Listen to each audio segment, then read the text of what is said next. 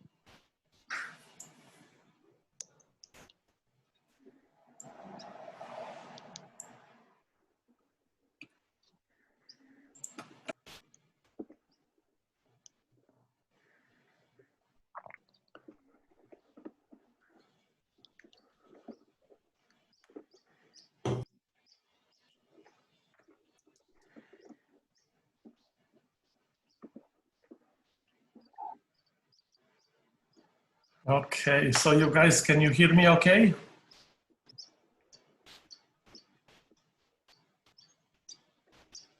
Yep. Yes. Okay, very good. Thank you very much. Okay, let me share my screen with you guys.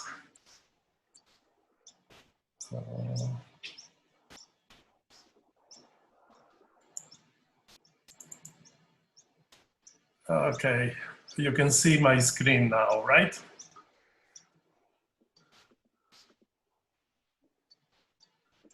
Yep. Good. So, let's continue our study of advanced algorithms, in particular randomized algorithms at the moment, and also randomized data structures. So today we are going to see what skip lists are. But before we start with the skip lists, let me remind you of an important inequality from probability theory. So assume that X is actually it should be X bigger or equal than 0 is a non-negative random variable. So all the values of X are bigger or equal than 0. So for example, if you measure height of a group of people, then this height is of course a positive number. And let t be a positive real number. We also assume that random variable X has a well-defined expectation, so that the expectation formula converges. Then probability that your random variable will attain a value that is bigger or equal than t is smaller than the expected value of X divided by t. So expected value of X is the average value of X, right? So this inequality bounds the probability that X is really large in terms of its expectation, and this bound that X would have to exceed. So why is this true? It's very easy to verify that.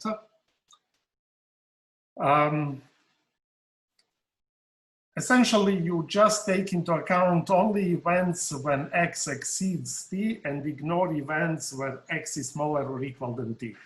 So what is the expected value of a discrete? In this case, we will just look at discrete random variables. Similar, actually the same inequality also holds for continuous random variables with analogous, completely analogous proof, where the summation is replaced by integration of the density function.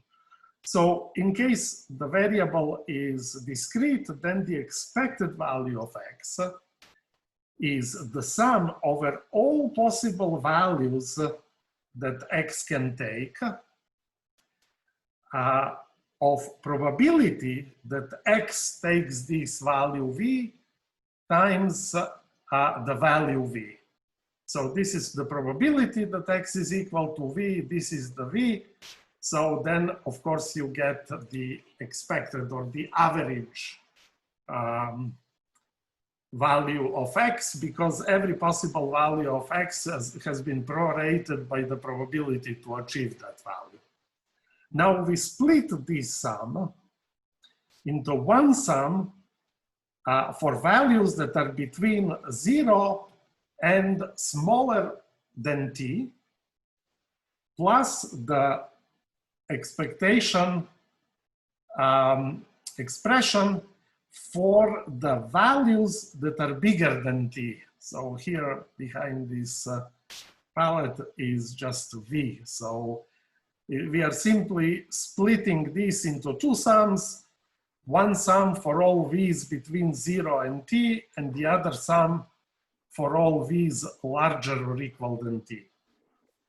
Now, because, as we said, the random variable achieves only positive, non-negative values, this first sum is a non-negative number, right? Probability is always non-negative and the value is non-negative. So the sum of these products is non-negative. So if you drop it, the value of the expression can only drop or stay the same if it is for 0, right? So the expected value is then bigger than the sum of probability that x takes certain value v larger or equal than t times v.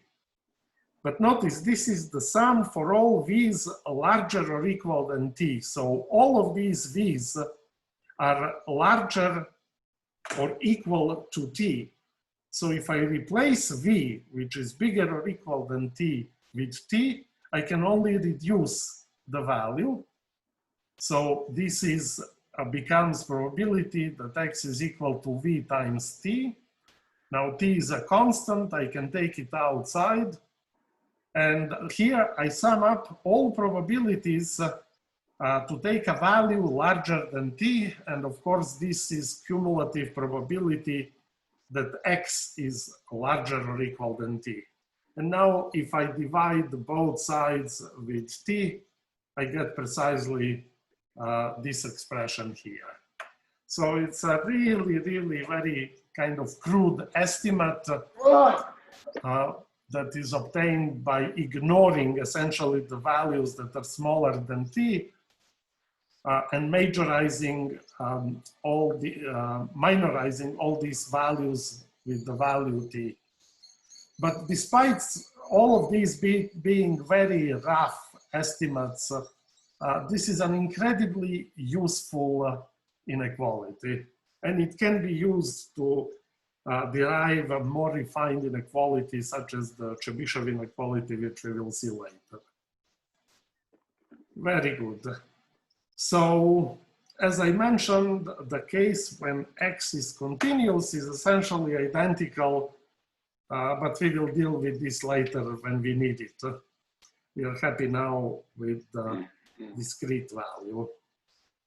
So again, the Markov inequality bounds the probability that x is large in terms of the expected value of x and this bound t that you want to exceed by x.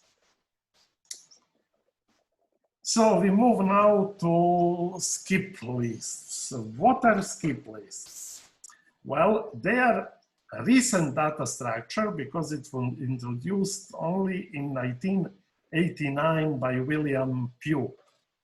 Of course, for you, that's an ancient data structure, but for people of my age, it was introduced yesterday. So what is this data structure? It's a randomized data structure with the benefits of balanced trees, such as AVL trees or red-black trees, whatever is your favorite flavor of balanced trees. So what are the features of balanced trees? Well, O of log n is the expected time for insert and for search in a balanced tree, right? Balanced trees are of depth approximately log n, so searching to the balanced tree will take up about log n time.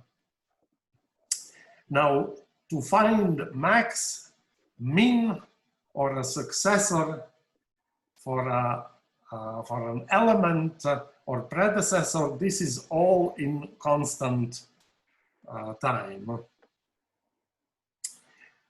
And actually, the skip list can be enhanced so that also finding the kth element in the list, so to do order statistics, right? Finding kth smallest or kth largest element in the skip list can also be done in log n time.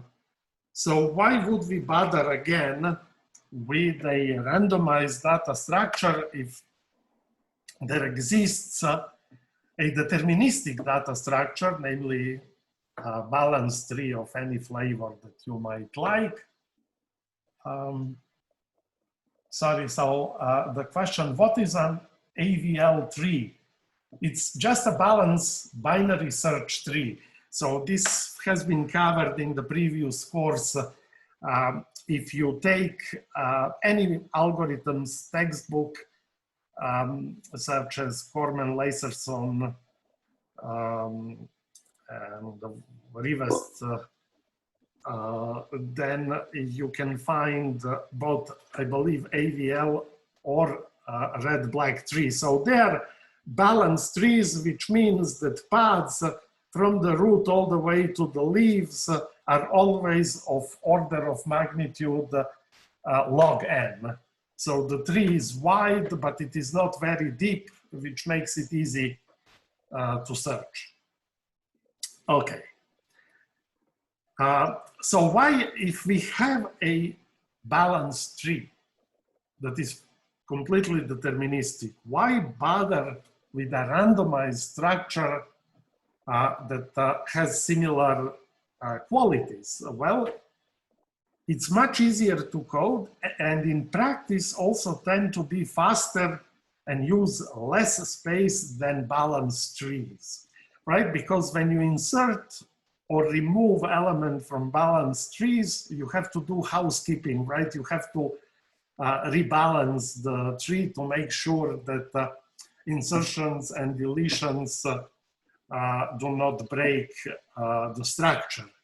But you see, that's exactly also their weak point, because you are trying to maintain a perfect structure. And that involves a lot of balancing, a lot of work in maintenance of the structure. Skip lists take completely different philosophy. Skip lists essentially play with the fact that when the numbers are large, random structures tend to get organized for as long as you maintain some basic probabilistic laws, how you insert in them, and you actually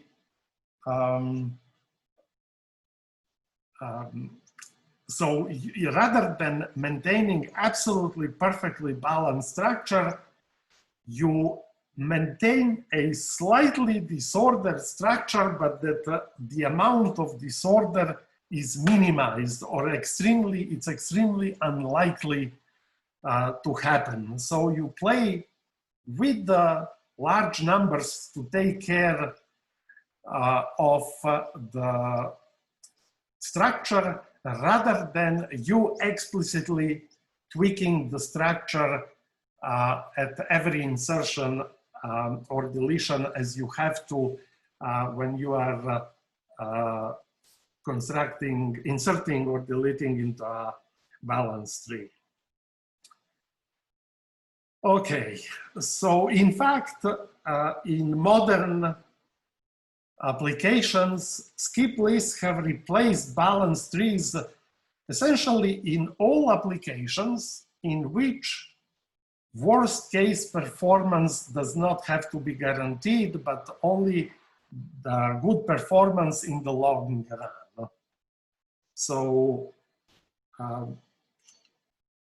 skip lists have proven themselves to be an extremely useful data structure, and they are a wonderful example of this phenomenon, how large numbers and probabilities and expectations replace hard-coded deterministic algorithms that try to maintain perfect structure.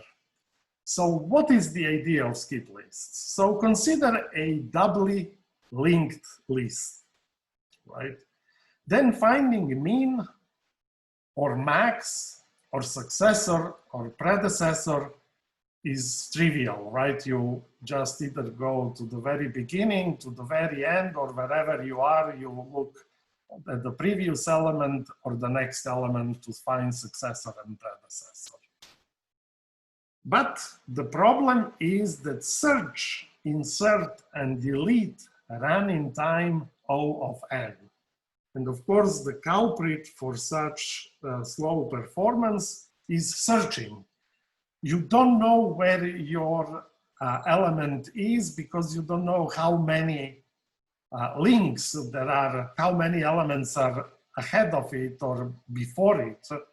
So the only way to find an element is to start from the head and then search until you find your element. And of course, on average, this will be, if all elements are equally likely, this will be n over 2, right? So it will be linear time.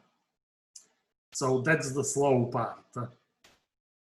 Ah, gosh, why is it acting up again like this? Let me see, what was this? No, that's not what I wanted. Maybe is it this one? Oh, well. So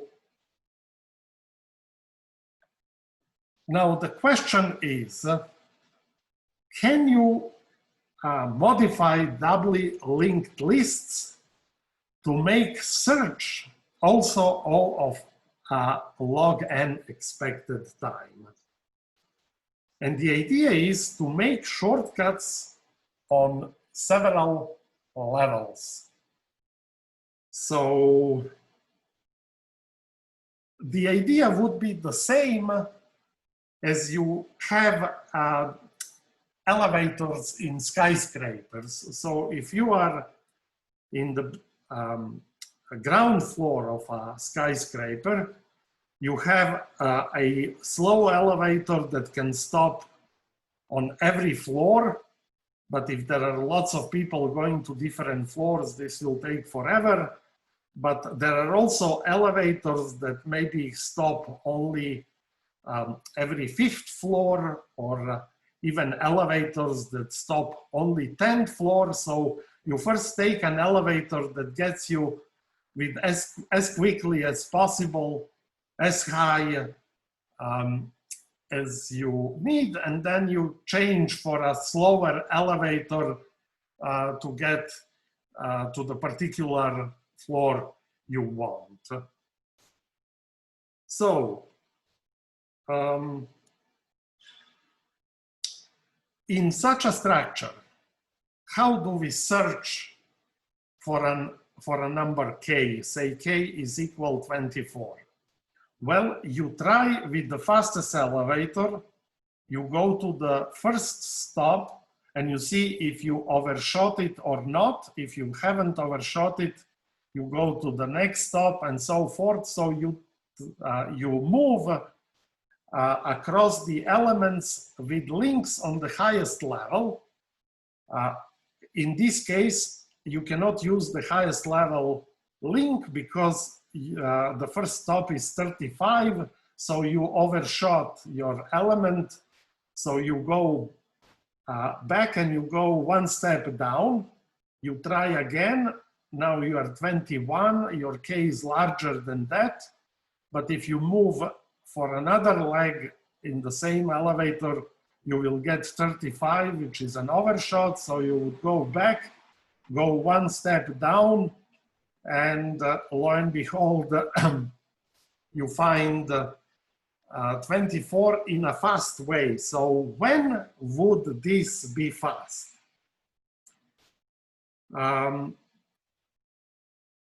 Well, this will be fast if if the link structure is good. For example, a perfect link structure would be that every other element has a link on the second level. Every fourth element has a link on the third level. Every 16th element has a link on the next level, and so forth. But what do you think? What's the problem?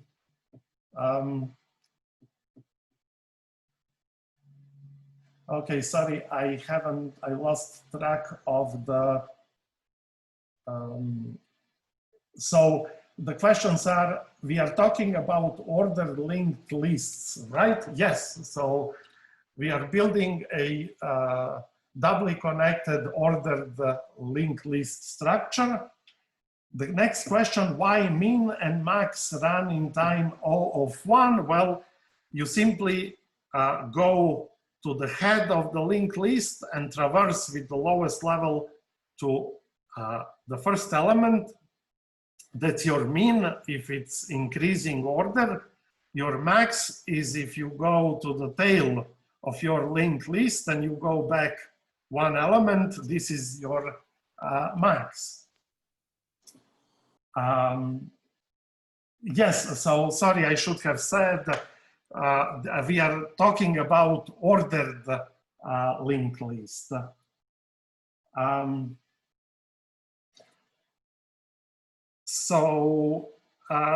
Yeah, we could, for the next question is when we arrive at 35 on level 3, why don't we just move backwards from 35 on level 2?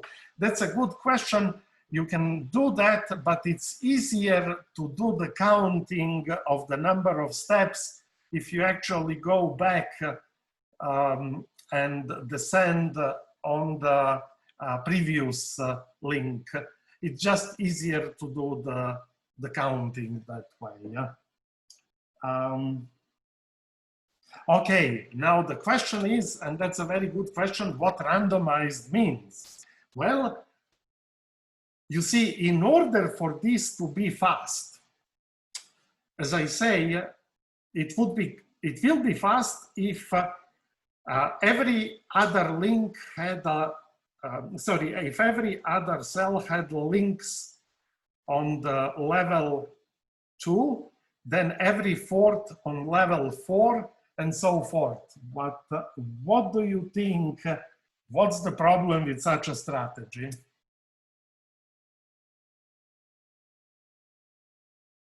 What's the problem? Bookkeeping, expensive to... Well, yes, so the problem are then insertion and deletions. If you insert a new element, then you have to decide on how many levels you will link it, right?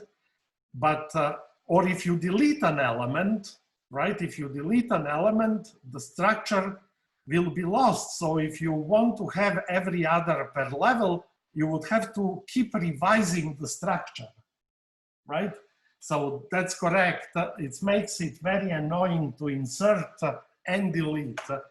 So even if you constructed originally a perfectly balanced links, these hierarchical links, adding new elements or deleting elements will keep forcing you to reorganize the whole data structure, and you would end up in worse shape than with the balanced trees, right? So this is where the randomization helps. Rather than trying to keep perfectly balanced skip list, what you do is you need dynamically self-balancing structure, and this is where randomization enters into the play. And how does it work? Say if you want to insert, k is equal 58.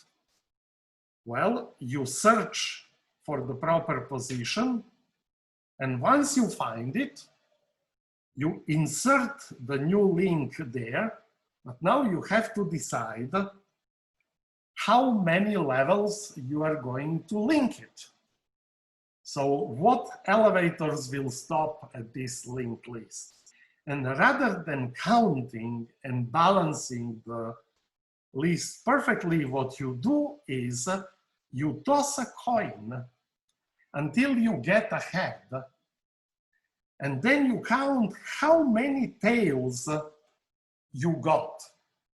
If you got 0 tails, you will have links only on the level 0. If you get 1 tail before you got a head, you will put links on the level 0 and 1. If you got 2 tails before you got a head, you will put links on the level 0, 1, and 2, and so forth. So you decide, so notice this makes the structure completely randomized, but we are tossing an unbiased coin. And so the number of links that an element will get will progressively decrease, you see, because in order to get a link only on level 0, you have to get immediately ahead. That's probability 1/2. To have links on 2 levels, you have to get a tail and then a head, which is 1/2 times 1/2. This is 1/4. Probability to have 2 tails is 1/2 times 1/2 times 1/2, right? Twice 1/2 for the tails and then 1/2 for the head. So probability to have 3 links will be only 1/4. So probability to have a link on level I+1 is 1/2 of the probability to have levels only up to level I. So the elements with links on very high levels will be increasingly infrequent, right? And so in a perfectly balanced system, right, that you did it by brute force by head, every other element will have a link on the next level. Here, just on average, every other element that has link on level I will also have a link on level I+1. So we are replacing certainty that every other element that has a link on level I will also have a link on level I+1. We are replacing with probability that a link an element with the link on level I also has a link on level I have just probability 1/2. And probability 1/2 turns out to be good enough to ensure that in the long run, the system will remain almost as balanced as binary balanced trees, not perfectly balanced, but unbalances will be very rare. And so the performance will not be much worse.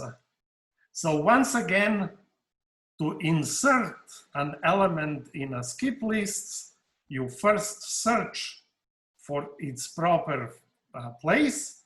So you find the two consecutive elements so that the first one is smaller than that element and the next one is larger than that element. You insert this element into your linked list, and then you toss a coin to decide on how many levels you will have links with the previous elements on that level, with the previous element of that level. So is this clear? Let me see the question. Okay, very good. So the question is, what if all the nodes on the same level are too close to each other? Then it defeats the skipping property. Yes, but what you say, as you will see, is very unlikely to happen. So we will now show that there won't be long clusters of consecutive elements that all have links up to the same level, nor there will be many levels. Namely, we will replace certainty with the expected values and then compute probabilities that things go wrong and show that they are small. You see, this is a beautiful example of how statistics takes care of things by randomized processes for as long as you choose your probabilities correctly. In the long run, laws of large numbers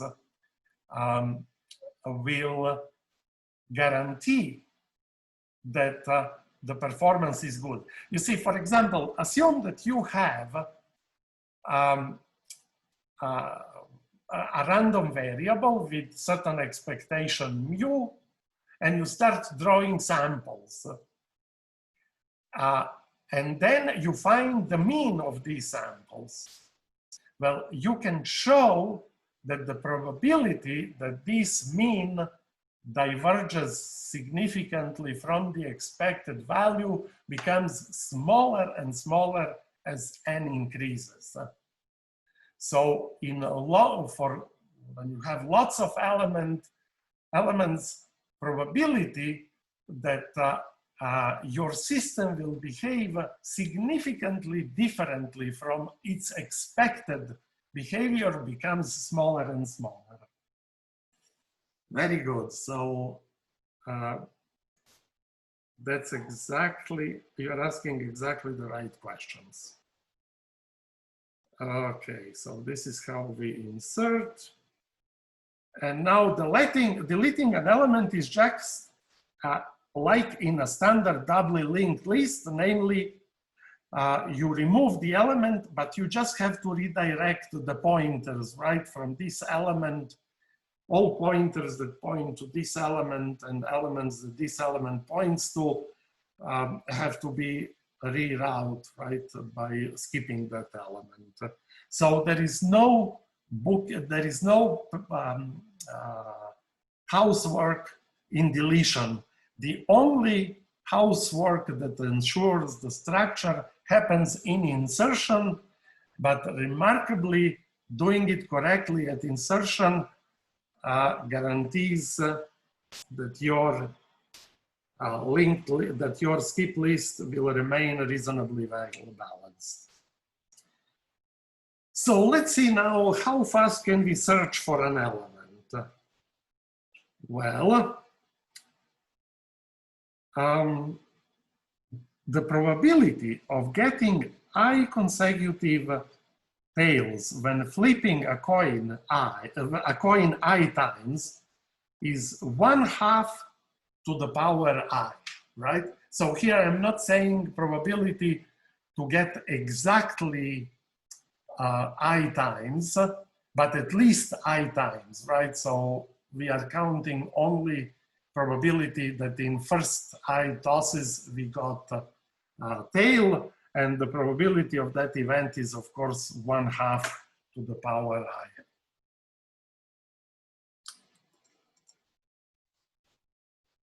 Okay, so now, so an element has links on levels from 0 to I, and possibly also on higher levels with probability 1/2 to the power I. Now, if you have n elements which each belong to a set with probability p, then the expected number of elements in this set is n times p, right? Because you have a 0, 1 random variable, namely in the set of or out of the set, and the number of elements is the sum of these random variables. Each random variable achieves only 0, 1 value and achieves value 1 with probability p. So the sum has the expected value of the sum of these random variables is n times p. So n elements, you're putting n elements, you have n elements, and with probability 1/2 you put them, sorry, with probability p, you put them in a set. Of course, at the end, you will end up with n times p elements in that set as the expected value. So an n element skip list has on average n divided by 2 to the I elements with links on level I, right? This is what we just saw, because probability to have a link on level I is 1 over 2 to the I. So let's now see what is the total expected number of link levels per element. Well, on level 0, probability to have the number of the probability is just 1/2, right? Because you got ahead immediately, which means the links will be only on level 0. And then we saw link will be, sorry, I didn't say. Since an element, so it's the probability that an element has links on level I is 1 over 2 to the I. But the probability that an element has links exactly on level 0 to I would mean that you got exactly I tails, and then you got 1 head. So the probability for this event will be 1/2 to I plus 1, right? Because there is also 1/2 probability that you got head in the next toss. So the expected number of links is then number of links, which is I plus 1, where I is the level, right? At level 0, you have 1 link. At level 1, you have 2 links, and so forth. So the expected number is number of links times the probability to have that many links, which is this sum I plus 1 divided by 2 to the I plus 1. And notice this is precisely the triangular sum that we had last time. and you can sum it either with this trick with differentiation or with a triangular matrix. And anyhow, you can easily verify that this sum is equal to 2. So what does this mean? It means that the expected number of levels per element is just 2. So on average, each element will have links only on levels 0 and 1 on average, right? Now, let us denote by, I don't know how you pronounce this symbol, a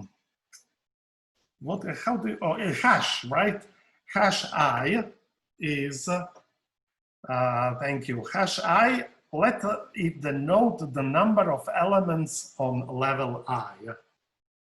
So now you will see how handy the Markov inequality comes. We just saw that the expected number of elements on level I is n divided by 2 to the I.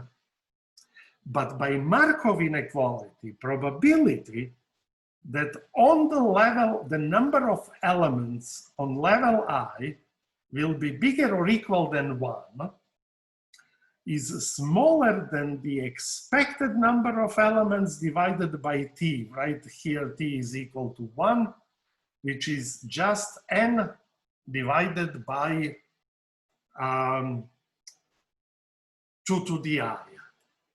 So,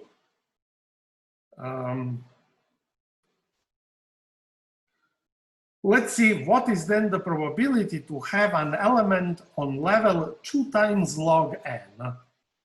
Well, so I is now 2 times log n. So the probability that on the level 2 times log n you have at least one element is smaller than n divided by 2 to the power I, where I is the level order. So this in our case is 2 log n. So this is n divided by 2 to the 2 times log n. But 2 times log n is log n squared. And 2 to the power log n squared is just n squared. So you get n divided by n squared, which is just 1 over n. So if your skip list has, for example, 1,000 elements, then the probability that there will be an element on level 2 times log 1,000 is only 1 over 1,000, which is negligible. So it's extremely, extremely unlikely, right, that the depth of this structure, the number of layers of links, is larger than 2 times log n. So a randomized process, you see, the perfectly balanced trees have depth log n. Here, this skip list with very, very high probability will have depth 2 times log n, which is negligible, just it's a constant factor times log n. So it's almost as good as perfectly balanced trees, even though you didn't do any balancing, you just did a randomized insertion. Why are we finding the probability of having an element on 2 times log n? Very good question. Because we want to show that the structure without any balancing per se remains shallow. How shallow? We cannot know in advance, but probability that it is deeper than 2 log n is smaller than 1 over n. So this 2 was chosen to produce n squared here, so that when you divide n by n squared, you get 1 over n. But let's be let's ask ourselves in general, what's the probability that you have an element on k log n, say 3 times log n. So now the depth of your skip list will not be log n, as it's in the case of perfectly balanced trees, but maybe 3 times log n. What's the probability for that? Well, the probability, again using this formula, now I has become k times log n. K goes inside, so it's 2 to the log n of log n to the power k, but this is just n to the 2 to the power log is just the input of the log, so it's n divided by n to the k, which is 1 over n to the k minus 1. So to have a skip list of depth 3 log n is 1 over, probability that this happens is 1 over n squared. So if n is 1,000, then the chances are 1 in a million. So you will have to run to make 1,000,000 skip lists before you can hope that one of them will have depth 3 times log n. So probability of making unbalanced skip lists in the sense that it is very deep, right? It has many levels of links, decreases as powers of n. So it becomes just essentially completely unlikely, right? Okay. Yes, using Markov inequality. That's also a very good point. Here we are using the probability to exceed 1, to have at least one element using Markov inequality. But Markov inequality is lousy. As you saw, we obtain it by ignoring all the events when random variable hits elements less than t, and then we replace all numbers larger than t with just t, right? So this is an extremely pessimistic bound. So in practice, the probability that things will be unbalanced are actually much, much smaller than the probability that our estimate gives. That's very good. So Erwin, that's a right question. So we are relying on Markov inequality, which is a lousy inequality, yet despite a very crude estimate, even with a very crude estimate, we get extremely low probability, but we understand that in practice, the probability of being poorly balanced will be much smaller than that. Okay, so that's very good. So what does this mean? This means, let's see now, what is the expected value of k so that the number of levels is smaller than k times log n. Let's compute that. Well, we saw that the expected number of k is k. It's a sum of k divided with probability to have links on level k, which is n to the power k minus 1. If you look before, that's exactly what we saw. Where is it? Probability to have,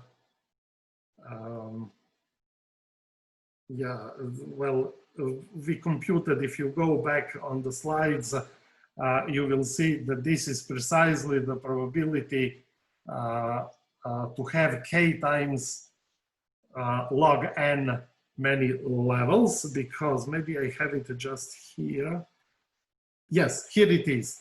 So the probability to have an element of level k log n is smaller than 1 over n to the k minus 1. Well, so that's the probability to have something on level k. So expected number of k on level k times log n. So the expectation of this number k is this sum, and this is again triangular sum, and you can do it as an exercise. One can show that it sums as n divided by n minus 1 squared. So notice this number when n is large, for example, when n is 1,000, is extraordinarily close to 1. It is larger than 1, but it is very, very close to 1. So if you run your skip lists very large number of times and you compute what's the mean value for k such that your skip list had k times log n many levels, well, this will be, on average, you will have this number tiny bigger than 1. It's something of the order of 1 plus 1 over 1,000, right? And then squared, which is just negligible. So essentially the expected value is barely larger than log n. It's 1.0001 times log n. So not only that it's extremely unlikely you will have ever a deep skip list, but on average, the average depth of your skip lists will be precisely log n, which is as good as perfectly balanced trees.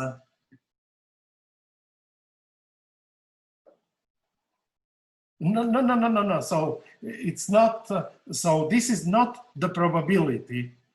This is the expected value. So we are looking, what's the, so you can have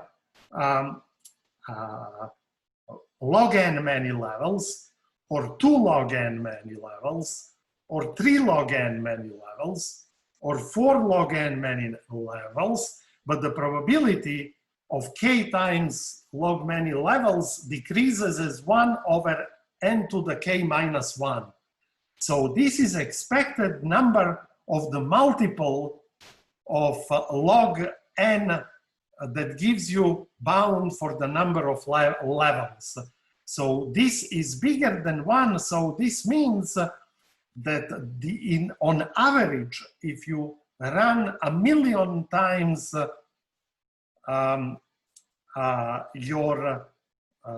you build skip lists on average, and say these skip lists have on average 1,000 elements, then on average the depth of your skip list will be bounded by n over n minus 1, which is approximately 1 plus 1 over n, 1 over n minus 1, right? And then squared. So on average, this multiple k will be almost perfectly 1. It will be very, very close to 1. Could you explain again how we got k divided by n to the k minus 1? Okay, yes, so here it is. What we showed on previous slides is the following. The probability to have an element on level k log n, so your skip list is taller, at least is as tall as k times log n. we computed that this probability is 1 over n to the k minus 1. So now I want to find what is the expected value for this multiple k.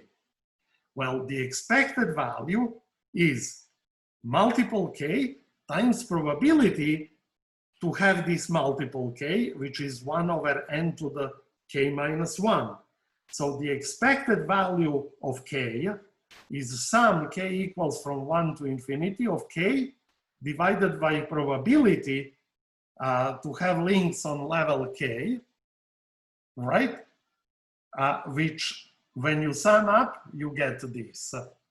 So because you, as we just shown, probability to have a skip list with links on level k times log n is n to the k minus 1 over n to the k minus 1. So the expected value for k is this sum of values divided by probabilities.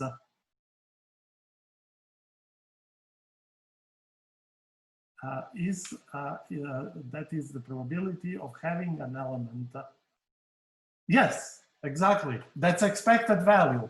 It's probability of having an element on level k log n times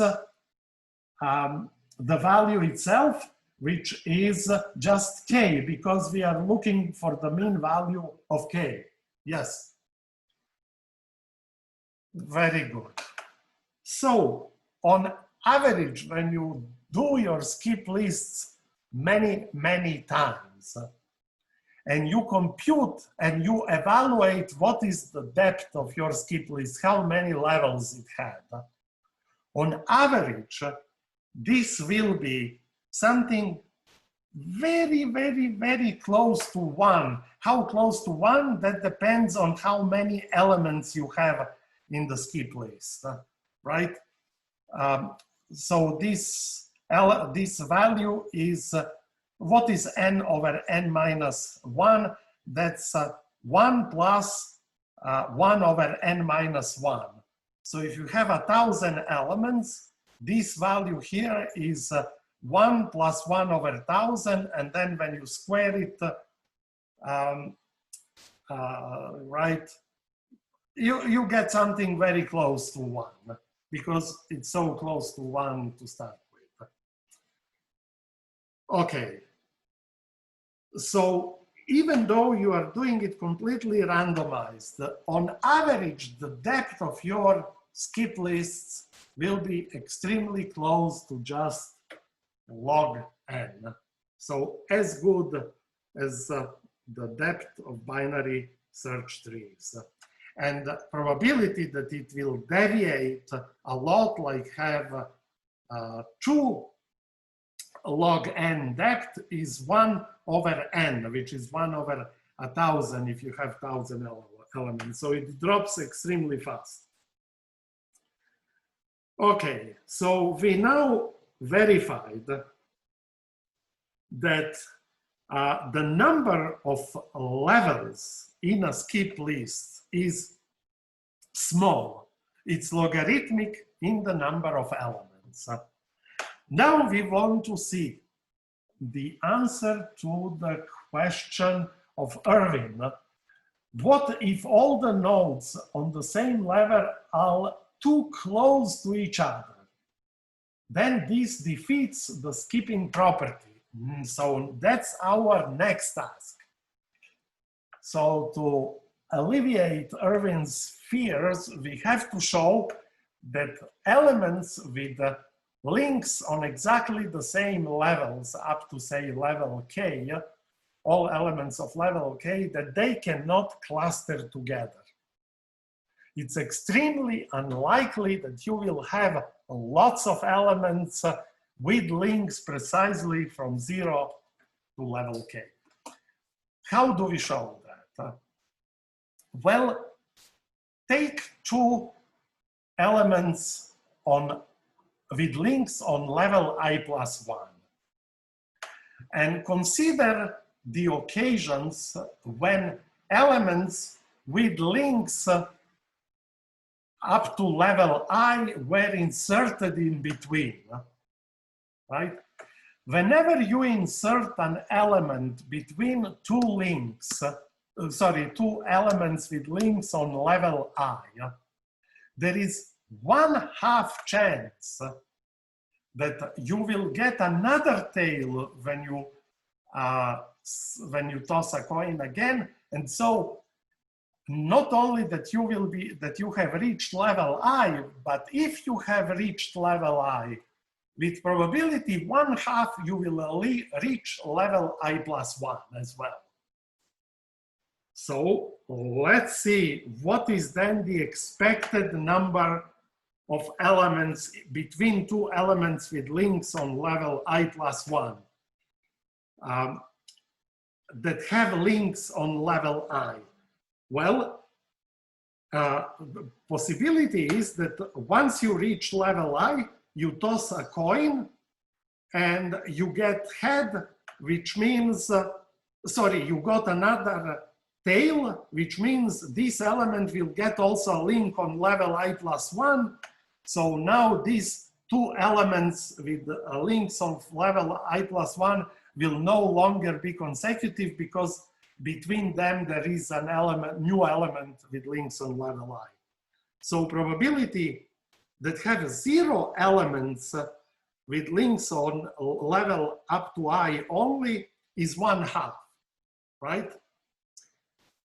Then what's the probability to have just one such element?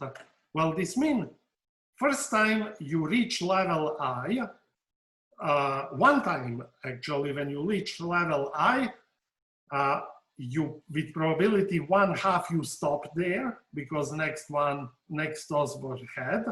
And then for another element, when this element you reach level I with probability 1/2, you got a link on higher level, right? So this is 1/2 times 1/2, which is 1/4.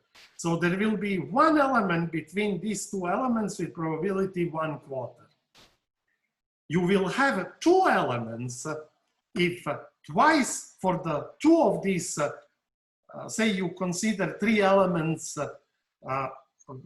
consecutively added when you reached for each of these level I. Probability that for 2 of them you stop at level I is 1/2 times 1/2 times probability that the third element went one level above, which is also 1/2, so it's 2 divided by 2 to the 3. And you can see the pattern. It's again the triangular matrix. So this sums up to 1. So just like if we artificially made a perfectly balanced list between any two elements with links on level exactly I plus 1, there will be on average exactly one element with links to the level only up to I. Yeah? So on average, if you compute how many elements you have between two consecutive elements with links on higher level, on average, it's exactly 1. So the structure is on average perfectly balanced, right? So how fast is now the search? Well, let's see. So let's see the picture.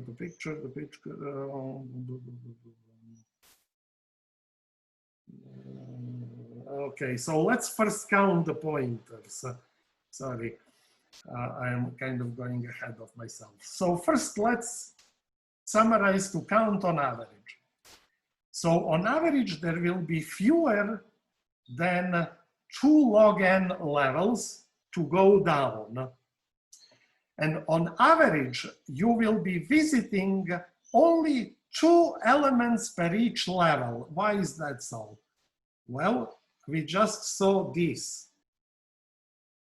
If you, these are the 2 elements with links for all levels up to I plus 1, right? How many elements on average are there between them that go only up to the level I? Well, there is only one. So once you descend, if you are overshooting here, right? So if you go here, that's an overshoot. So this guy is bigger.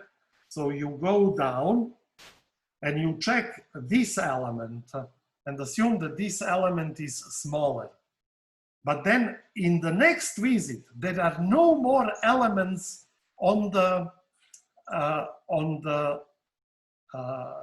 with links on level only I. The next one will have a link on level I plus 1, which we already visited. It's an overshot, so you will get here. So you will be visiting only this, you will be using only this pointer and that pointer, right? So you will be, before stepping down, you will inspect 2 elements only, right? Namely, one that has links only level I, and the next element in all likelihood will be the one that you already inspected, so you will have to backtrack. So what does it mean?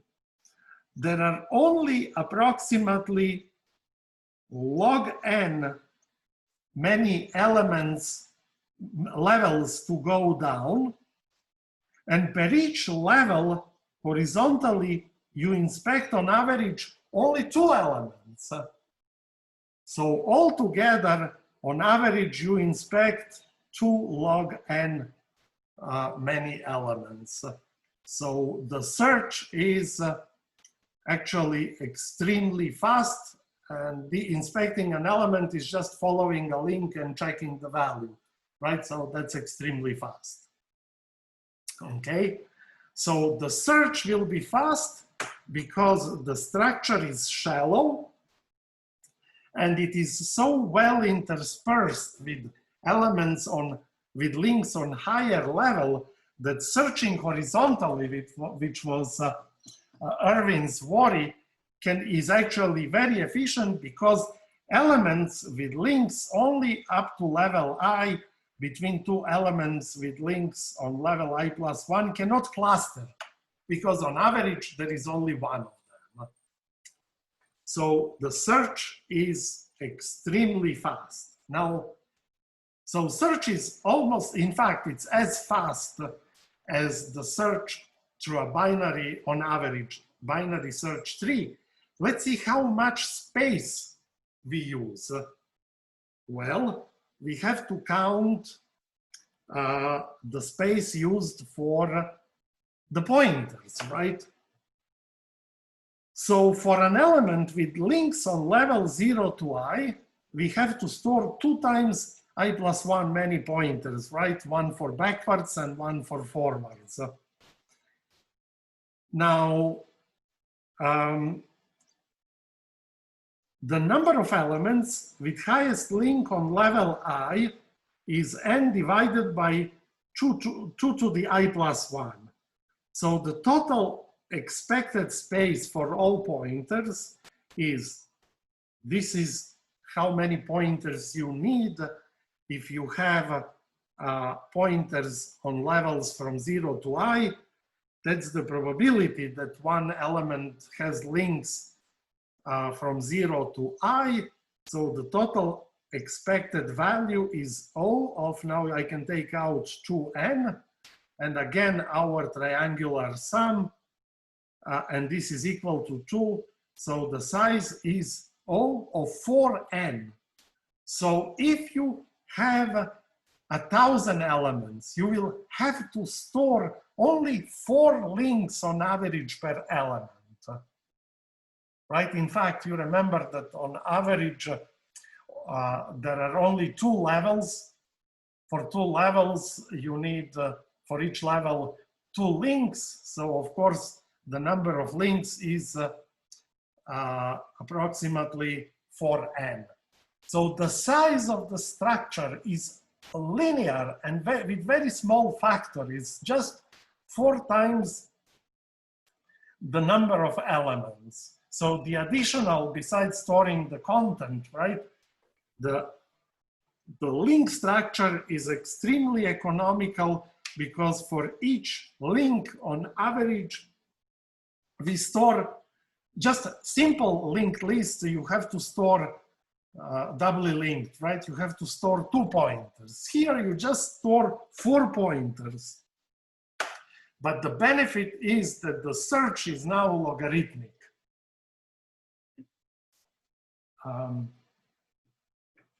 Okay, so skip lists are very economical in size and extremely efficient. So unless you really have to rule out extremely unlikely events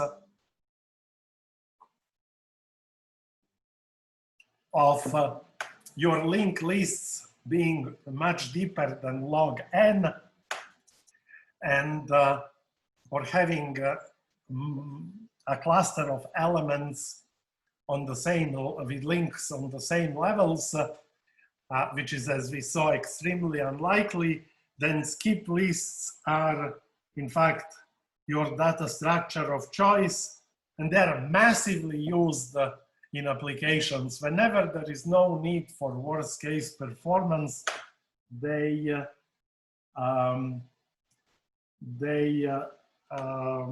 replaced binary search trees. So what is the moral? Well, first of all, skip lists, every computer scientist should be familiar with it, and you can, for fun, you can implement it yourself in your favorite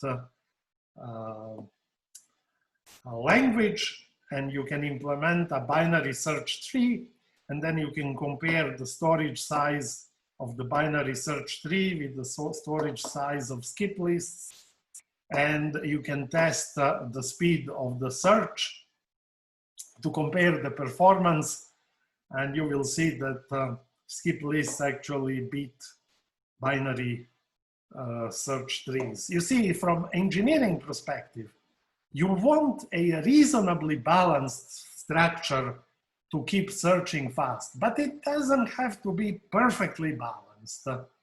So you don't know what will happen if you, every now and then, you don't balance your binary search tree. Probably eventually it will get skewed. But with skip lists, if you are doing it probabilistically with perfectly unbiased coin with half-half chance, these calculations guarantee you a good structure. And engineering is not producing perfect things. It's producing cheapest things that are good enough for the purpose, right? So this is an excellent example of a randomized construction that beats deterministic one. Remember, when we did order statistics, we also had a deterministic algorithm to find the median, but this algorithm was truly recursive and consequently slow to run, while randomized algorithm with high probability finds what you are looking for in linear time. Okay, any questions?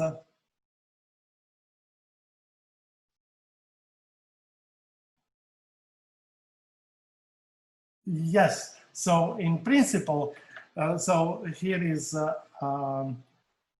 good cover.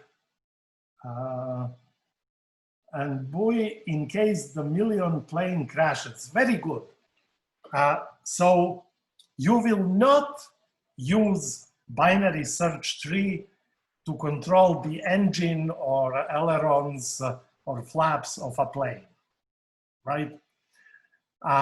When you have real-time critical systems that have to be always in time and always correct, randomized algorithms are of course not used.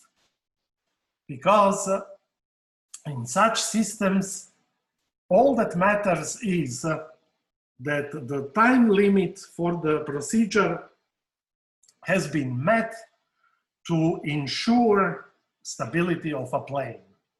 But how many of you will design software that controls a plane?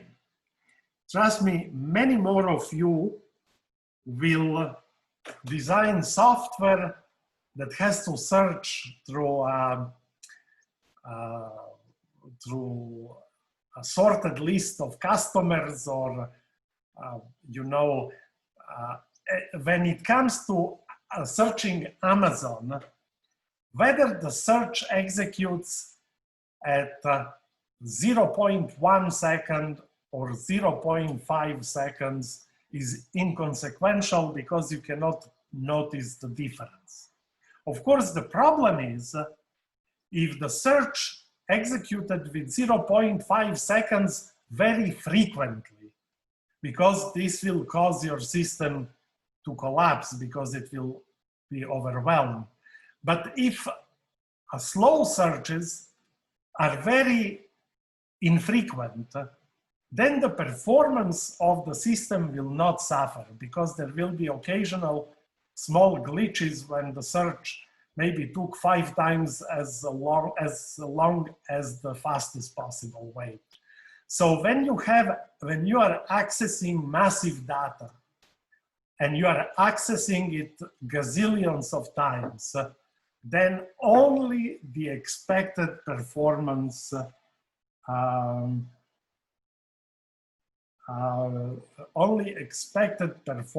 matters.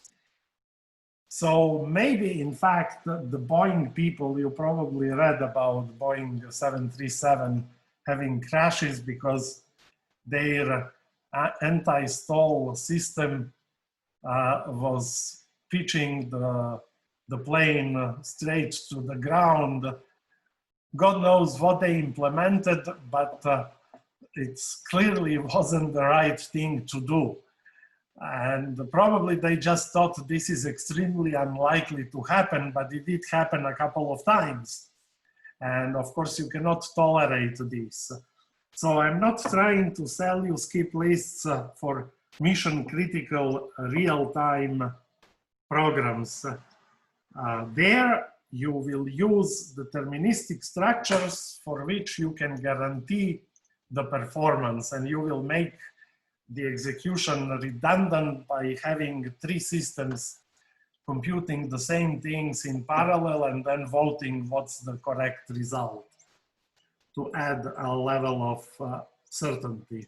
But when we do what we do most often today, and today it's all about customer service and e-commerce and social networks, these are totally non-critical, non-mission critical systems, and being slowed down occasionally but very infrequently will not impact a large system at all. So this is when you use the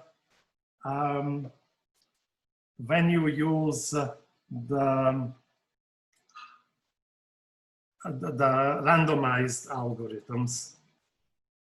Okay, now homework for you to test your understanding of skip lists and to practice your algorithm design skills. Notice that accessing the kth largest element is still O of n. Why is this so? Well, if you are looking for the 5th largest element and you are using high-level links, right? You are using high-level links. Here is the starting point, and this is the first element with the highest level links, and you go from here to here. and you see what's the number here, what's the use? You don't know how many elements are from the beginning to that number to know whether you overshoot the kth largest element or you haven't, right?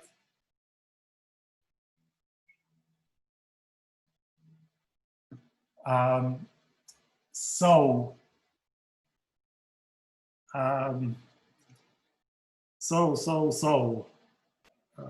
how would you enrich?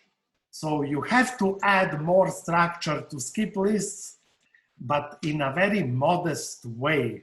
Obviously, you have to add some counters so that, and you add them when you insert element and make links on different levels, so that you can use high-level links to search for the kth largest element. Any ideas how you would do it?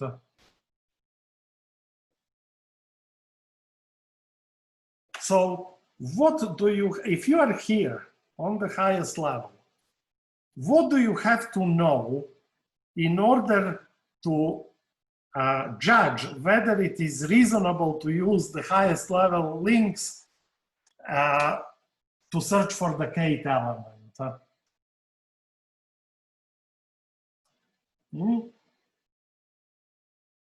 What information do I need here to know whether I should traverse the highest level link while searching for the kth largest element? In what?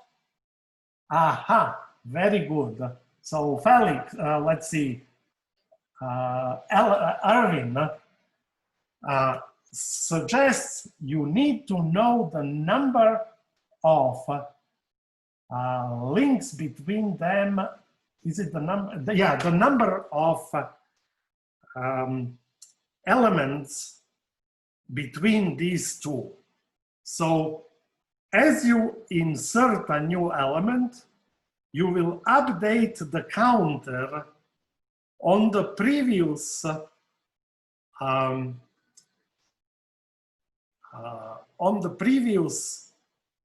level by the number of elements in between, right?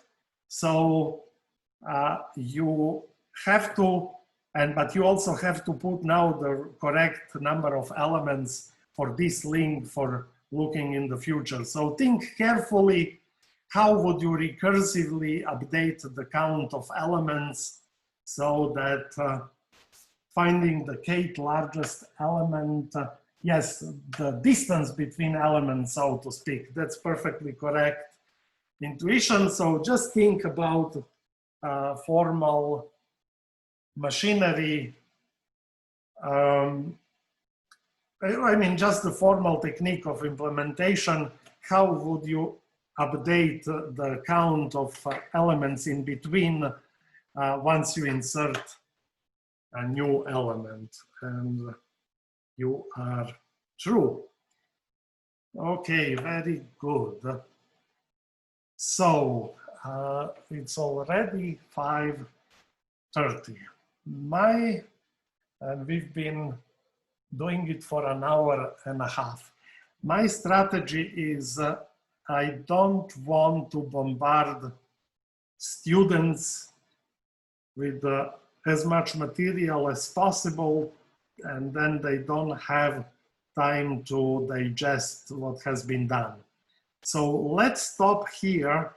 Next time we'll look at a really, it's my favorite randomized algorithm, namely Karger's algorithm to find mean cut, which is absolutely brilliant construction, just fantastic, and it implements so many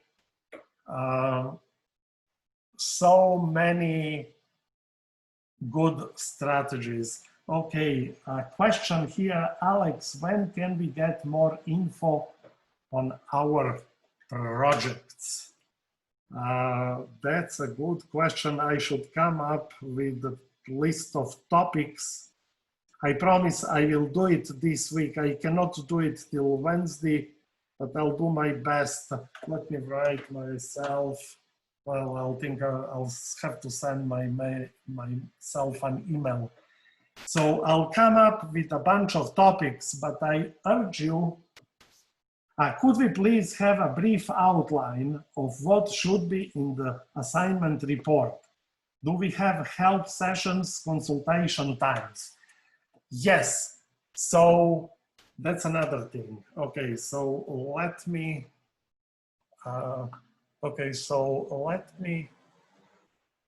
stop the, how do I stop the recording? Well, no, actually, this is also important information for everyone. Okay, so I have to give you next time my office hours and list of topics. And you are most welcome to come to, you know, there will be, of course, Zoom office hours designed specifically to answer your questions. So join office hours if you have questions, or if you want to ask for clarification of the material, and I would be more than happy to discuss possible topics. So my hope is that all of you will come up with the topics yourselves by finding something that you are really passionately interested in, that has any algorithmic component. So some of you might have an idea for an application. Actually, several, one of you had a beautiful idea for tutor assignments and anything that you can come up with, maybe a good idea for an application, something that you want to truly apply yourself. But as I say, I will soon bring you a list of topics for those that are not enthusiastic about anything. Okay, now, will there be, okay, so will there be any tutorial problems like 3-1-2-1 for preparing for the final? I'll try to do that as well. The trouble with the material is that these are not kind of toy examples and kind of problems to try to solve yourself. Every now and then, like today, I'll give you some to design, but most of the time, this will be really tricky algorithms that are used in practice rather than just design techniques. So I'll try to find from several books practice problems, but what will be your final like? I cannot, it will test again your understanding of the material, and you will have 24 hours to answer your questions. And I will prepare in due time a mock exam for you to see what kind of stuff. Now, the problem is that every year the content of this class is different. At least maybe 40–50%, because I keep, you see, until, I don't know, a couple of years ago, data science and machine learning were not such hot items, right? It was all about e-commerce and recommender systems and whatnot. But computer science moves very quickly, and today data science and machine learning are kind of the most important thing that you have to be exposed So unfortunately, most of the problems from past years will not be applicable for this year. But I will try to collect as many of them as they are relevant. But the best thing to do for yourself to prepare for the exam is to study the slides, because you see, unlike 3121, that was more your own design, this is really to absorb sophisticated algorithms that you might end up using and that are sometimes very poorly described in literature or given as black boxes, which I find totally annoying. For example, something called spectral clustering.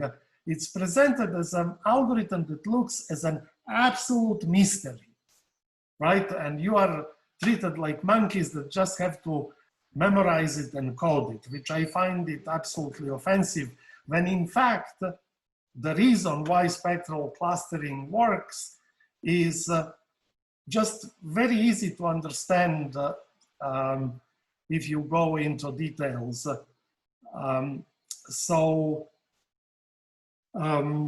But unfortunately, last year I didn't do spectral clustering.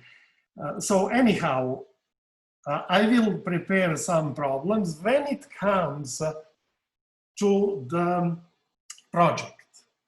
It depends very much on what kind of project it is. So one option is you choose an advanced topic.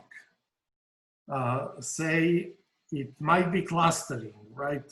We will talk later why this is important. And clustering is usually considered unsupervised learning when it's actually really data science algorithm, how to kind of initially make sense of data. So what you can choose a topic, and I'll prepare a list of topics. And then you do your Google search for papers related to these topics or the book chapters related to this topic.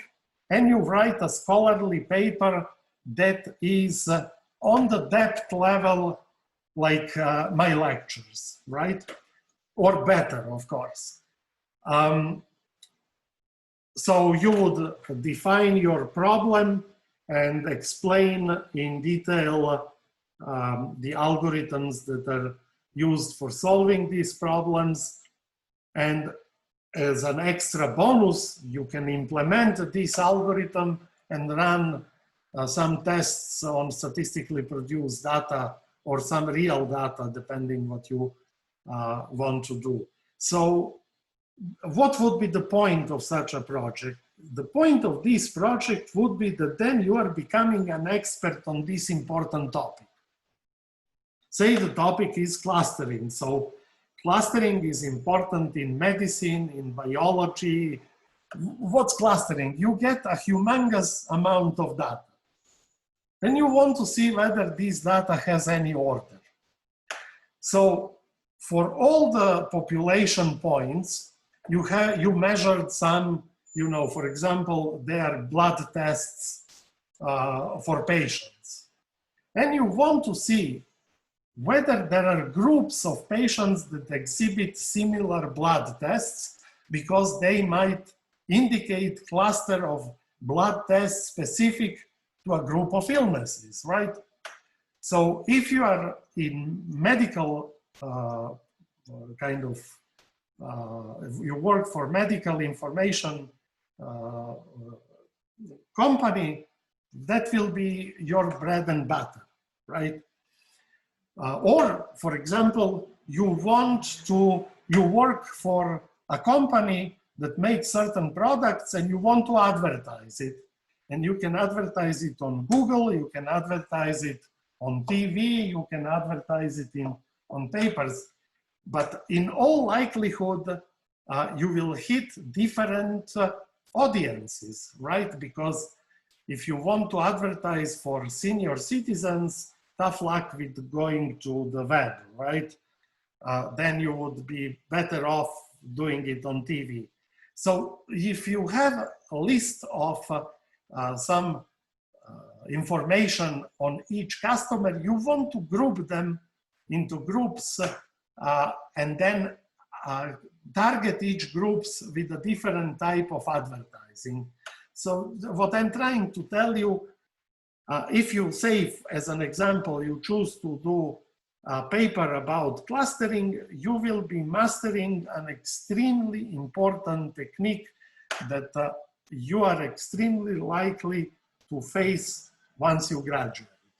So that's the point of doing such a scholarly essay on a particular problem or algorithm.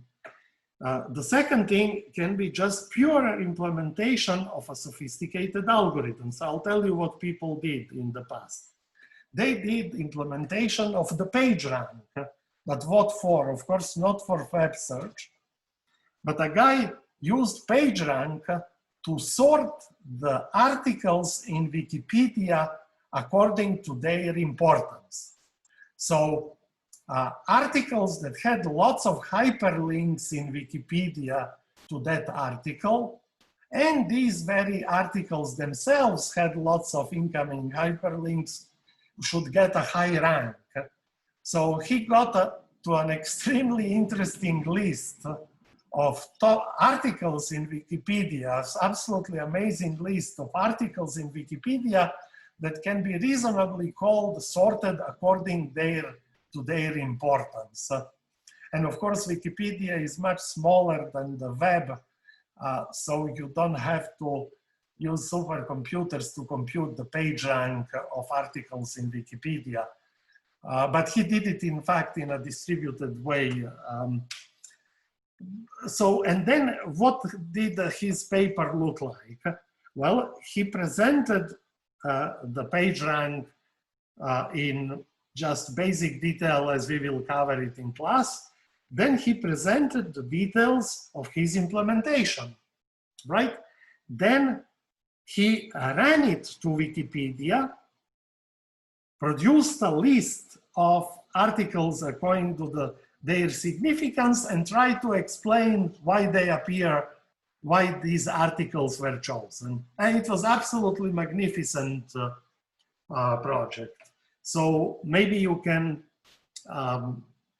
implement, another possibility is to implement a recommender system for one of these databases of markings of ratings of movies on, how is it called, the Rotten Tomatoes and IMDb, something like that. So you can implement your favorite recommender system, or two of them, run it on the data you can download from this website, and see how your recommender works compared, maybe with some reference, or just see how well it works. How would you test a recommender system? Well, you take out some of the movie ratings of some of the users, and then you run recommender systems and see whether your system would recommend the movies that these people did in fact see and evaluated highly. So this is just pure implementation, and it can be anywhere in between. So the main condition for the project is that it is a well-rounded, highly relevant material that is useful to you for whatever reason. And that it is done in a really exhaustive, decent way, right? And that it makes you happy, that you have a satisfaction, that you have accomplished something interesting. I know that this sounds kind of very vague, but I really don't want on purpose to restrict your choice, because the last thing I want you to do is to waste your time just writing a bloody report for a major project in 4121 that you absolutely don't care about. Okay, so I hope okay, another example of implementation, Rupert, who was quite a character, oh gosh, when did he study? Maybe 7, 8 years ago. He ported ancient Nintendo games to run on standard PC. And he confronted a huge number of implementation issues and solved them really efficiently. And they really ran. He just didn't have time to port the sound, but the games operated perfectly. So so what's good use of that? Well, Rupert is into games. So if this is what he likes to do, maybe he will end up working for a company that design games. Actually, he works for Amazon at the moment. But it was something that he was passionate about. So by all means, try to come up with something that that you really care about. And if there is nothing that you care about and you are 4th year computer science, be very worried, or 3rd year computer scientist, be very worried, right? Because, my gosh, that's your bread and butter for the future. If you are not excited about anything, your job will be a chore no matter what it is. Okay, so I hope I explained this reasonably decently. So whatever is useful for you will make me very happy, even if it's weird in some sense. You can always email me the topic and ask me what I think about that, which several of you have done already. Okay, any other questions that I can answer for you?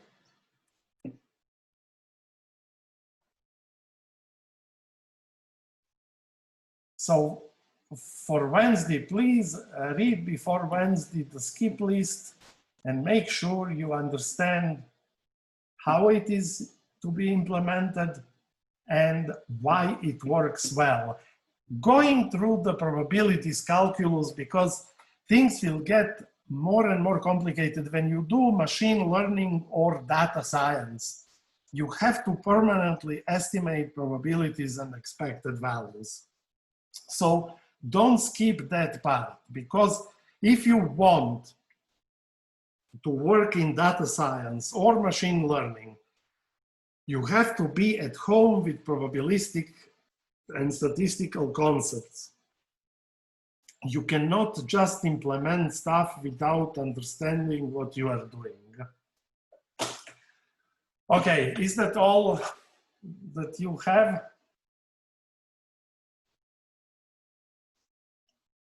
I think we did a good job today, so I'll see you on Wednesday. Thank you. Alex, what is your ELO in chess? What is ELO? You see, I even don't know that. I used to play chess when I was in elementaries. You would beat me all in chess, I'm pretty sure. My brain is calcified. I'm an old man now. Okie dokie.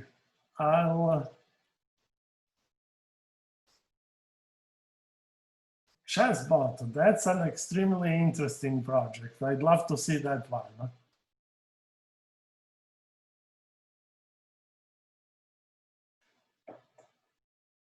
Okay, guys, take it easy, and I'll see you on Wednesday.